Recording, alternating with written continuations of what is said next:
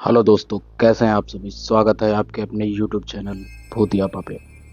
मैं आज आप लोगों के लिए एक जापान की रहस्यमयी घटना है, उसके ऊपर जो कहानी है मैं आप लोगों को सुनाने जा रहा हूँ। तो आप हमारे चैनल पे अगर नए हैं तो हमारे चैनल को सब्सक्राइब करें और हेडफोन लगा लें आप लोग, क्योंकि भूतिया कहानी हेडफोन लगाने के बाद ही सुनने में अच्छा लगता है। तो चलिए बिना किसी देरी के हम अपनी कहानी शुरू करते हैं। ये कहानी जापान की है।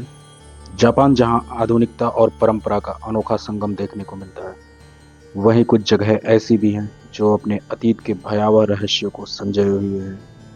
ऐसी ही एक जगह है हिमालयन रियोकॉन, एक सैकड़ों साल पुराना पारंपरिक जापानी सराय जो टोक्यो से करीब 150 किलोमीटर दूर घने जंगलों और पहाड़ों के बीच में स्थित है।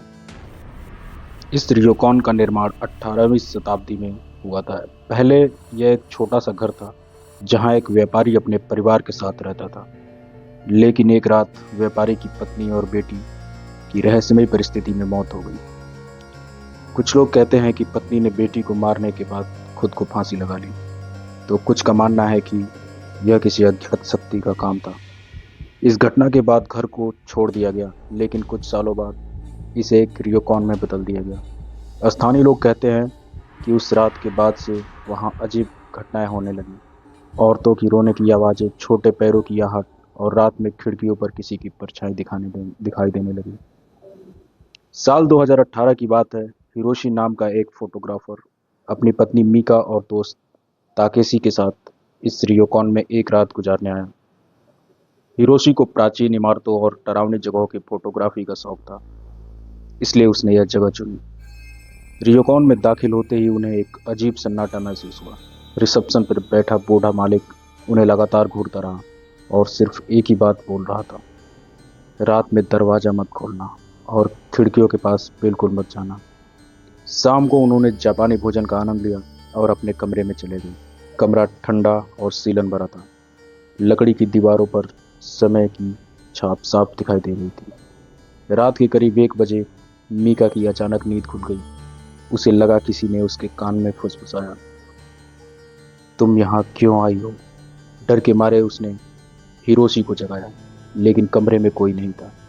तभी खिड़की पर छोटे हाथों के निशान उभर आए।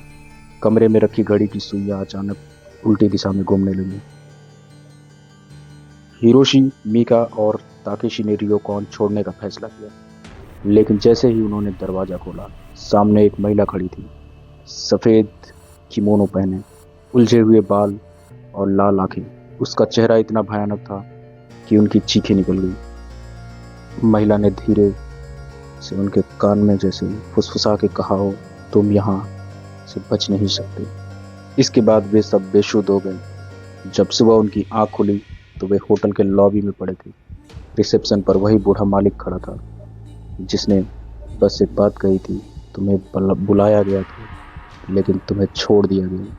सबकी किस्मत इतनी अच्छी नहीं होती। आज भी हिमालयन रियोकॉन में अजीब घटनाएं होती हैं। जो लोग वहां रुकते हैं वे कहते हैं कि रात के समय एक औरत के रोने की आवाजें सुनाई देती हैं और कभी कभी खिड़की के पास एक छोटी लड़की की परछाई दिखाई देती है। तो कैसी लगी आप लोगों को ये हमारी कहानी। अगर आपको ये कहानी अच्छी लगी हो तो हमारे चैनल को सब्सक्राइब करें और वीडियो को लाइक करें और अपने दोस्तों के साथ शेयर करें, और हमें बताएं कि आपको कैसी कहानियाँ पसंद है, तो हम आप लोगों के लिए वैसी कहानी लेकर के आएंगे। तो आज के लिए आप सभी का बहुत बहुत धन्यवाद।